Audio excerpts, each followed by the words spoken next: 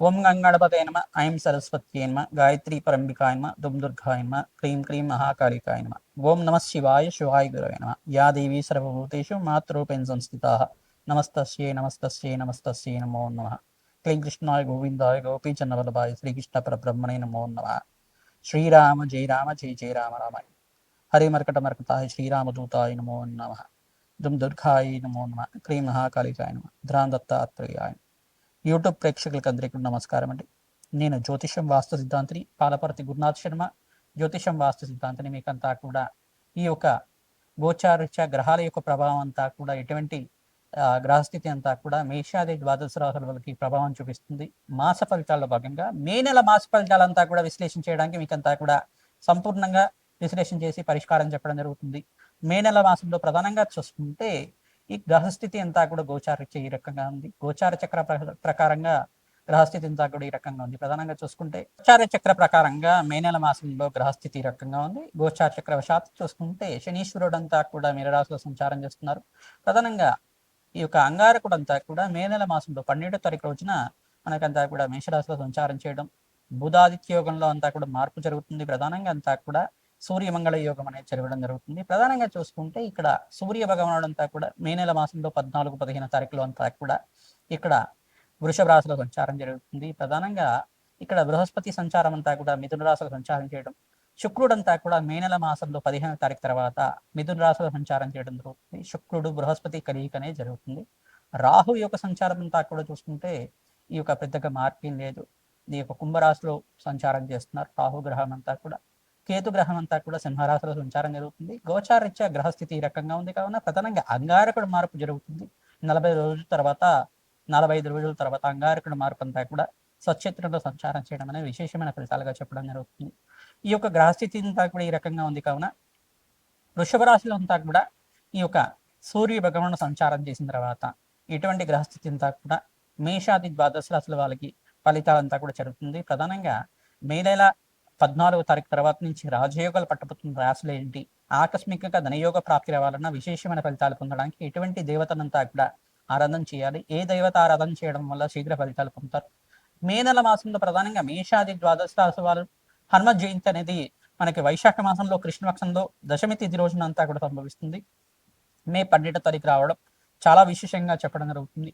ఆ రోజున మీరంతా కూడా ఆంజనేయ స్వామి వారి దేవాలయంలో పుణ్యక్షేత్రంలో కానీ దేవాలయంలో కానీ ఆంజనేయ స్వామి వారి దేవాలయంలో విశేషంగా సింధూర అభిషేకాది కార్యక్రమాలు ఆచరించుకోవడం, ప్రధానంగా అప్పాలమాల కానీ స్వామివారికి ప్రీతికరంగా మాస చక్రాలు అని చెప్పేసి అంటారు, వడమాలలు కానీ ఈ యొక్క గారెల మాలలు కానీ స్వామివారికి సమర్పించడం వల్ల, నాగవల్లి దళార్చన పూజ చేయడం వల్ల విశేషమైన ఫలితాలు పొందుతారు. గ్రహస్థితి ఎవరి జాతకంలో కనుక అర్ధాష్టమ శని, అష్టమ శని, చతుర్థ శని అంతా కూడా అష్టమ శని అంతా కూడా ప్రభావం అనేది చూపిస్తుందో ఈ గోచార చక్ర ప్రకారంగా ఆ శనీశ్వర గ్రహ దోష నివారణార్థం ఆంజనేయ స్వామి వారి ఆరాధన చేయడం వల్ల శీఘ్ర ఫలితాలు పొందుతారని చెప్పేసి విశ్లేషణ చేయడం జరుగుతుంది. ఆంజనేయ స్వామి వారికి విశేషంగా పసుపు రంగు పూలతోటి ఆరాధన చేయడం వల్ల అఖండమైన రాజయోగ ప్రాప్తి కలుగుతుంది, ధనధాన్యాది సమృద్ధి కలుగుతుంది, సకల గ్రహదోష నివారణ అవడానికి ఆస్కారం ఉంటుంది. ప్రతినిత్యం కూడా మన్యసూక్త పారాయణం చేయించడం తద్వారా రాజయోగ ప్రాప్తి రావడానికి ఆస్కారం ఉంటుంది.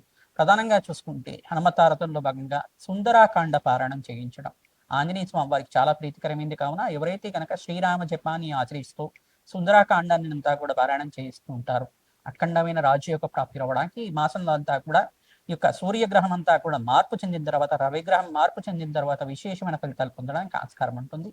ధనధాన్యాది సమృద్ధి కలగడానికి విశేషంగా జాతకరీత్యా ఉన్న గ్రహ దోషాలు నివారణ చేసుకోవడానికి ప్రయత్నించండి. గోచార చక్రంలో మీకంతా కూడా చూసుకుంటే కాలసర్ప యోగంలో గ్రహస్థితి అంతా కూడా స్తంభంలో ఉంది, కాలసర్ప దోషంలో అంతా కూడా స్తంభంలో ఉంది కావున స్వల్పంగా మిశ్రమైన ఫలితాలు రావడానికి ఆస్కారం ఉంటుంది. శ్రమతో కూడిన సంపాదన పెరుగుతుంది.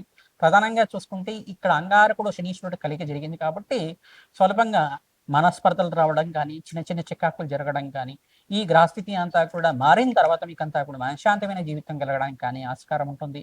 మాట పట్టింపు అనేది పెరగడం కానీ జరుగుతూ ఉంటుంది. ప్రధానంగా చూసుకుంటే కోప ఆవేశాలకు అంతా కూడా స్థానం ఇవ్వడానికి అవకాశం ఉంటుంది. ఇతరులతో మాట పట్టింపు మాట వివాదం పెరగడం కానీ చిన్న మాటకంతా కూడా మనస్పర్ధలు రావడం కానీ ఇట్లాంటివి జరుగుతూ ఉంటాయి.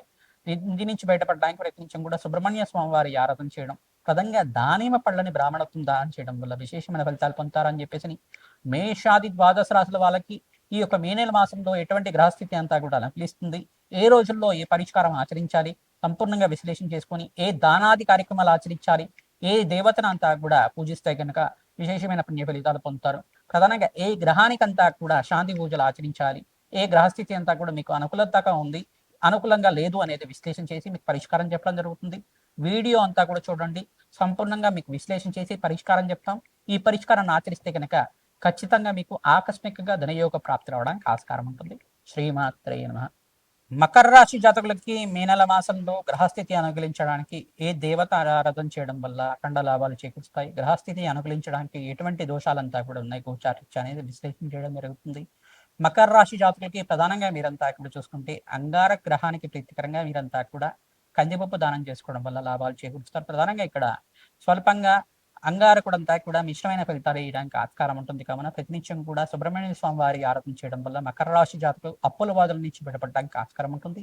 దీర్ఘకాలికంగా అనారోగ్య ఇబ్బందుల నుంచి బయటపడడానికి వీరంతా కూడా సూర్య ఆరాధన చేసుకోవడం వల్ల అఖండ లాభాలు చేకూరుస్తూ ఉంటాయి.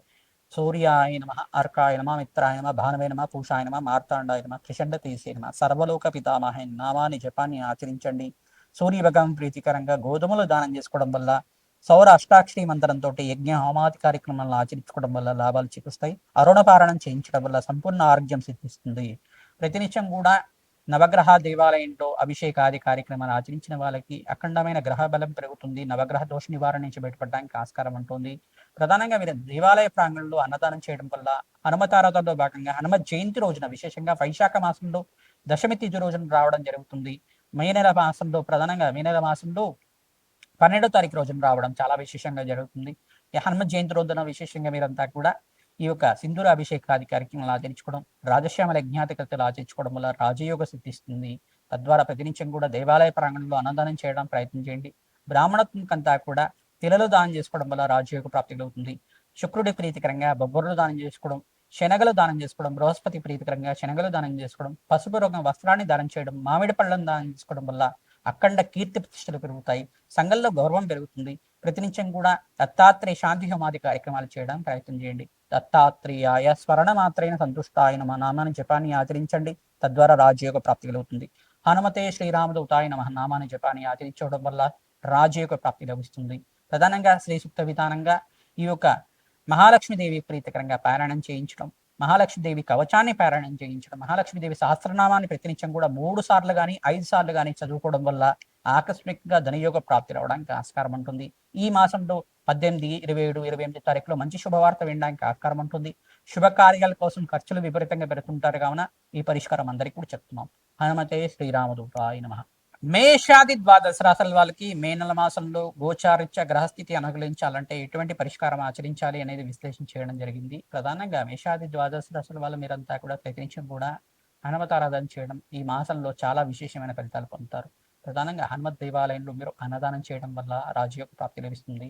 ఈ యొక్క ఎండాకాలంలో విశేషంగా భూతదయాన్ని చేయడం జరుగుతుంది. ప్రధానంగా భూతదయ అంటే పక్షులకి ఈ యొక్క ప్రకృతినంతా కూడా సంరక్షించడానికి మీరు పక్షుల్ని ప్రధానంగా గోమాత సేవ చేయడం, పక్షులకంతా కూడా ఆహారం పెట్టడం అనేది చేస్తూ ఉంటాయి కనుక రాజయోగ ప్రాప్తి లభిస్తుంది.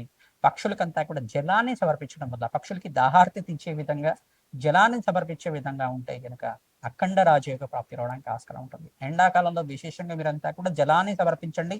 చిన్న చిన్న పక్షులకంతా కూడా పిచ్చుకలకు కానీ చిలుకలకు కానీ పావురాలకైనా కానీ జలాన్ని సమర్పించడానికి ప్రయత్నం చేయండి. ఏదైనా ఆహారం కింద మీరు చేతితోటి పెట్టడానికి ప్రయత్నం చేయండి. మీరంతా కూడా రావి చెట్టు వేప చెట్టు దగ్గర ప్రతినిత్యం కూడా అఖండ దీపారాధన చేయడం, దేవి కటకమల స్తోత్రాన్ని పఠనం చేసుకోవడం, మన్యసూక్త పారాయణం చేయించడం వల్ల రాజయోగ ప్రాప్తి కలుగుతుంది. హనుమతారాధనలో భాగంగా సింధూరాభిషేకాది కార్యక్రమాలు చేసుకోవడం వల్ల రాజయోగ ప్రాప్తి లభిస్తుంది. ప్రధానంగా మేషాది ద్వాదశ రాశుల వాళ్ళందరూ కూడా శుక్రుడికి, బుధ భగవానుడికి, అంగారకుడికి, రాహువుకి జపము హోమాది కార్యక్రమం ఆచరించిన వాళ్ళకి ఆర్థికంగా రుణబాధల నుంచి విముక్తి కలగడానికి ఆస్కారం ఉంటుంది. ధనయోగం సిద్ధించాలన్నా ఈ గ్రహాలే కారణమవుతాయి. ప్రధానంగా అందరూ కూడా శాంతి పూజలు చేయడానికి ప్రయత్నం చేయండి.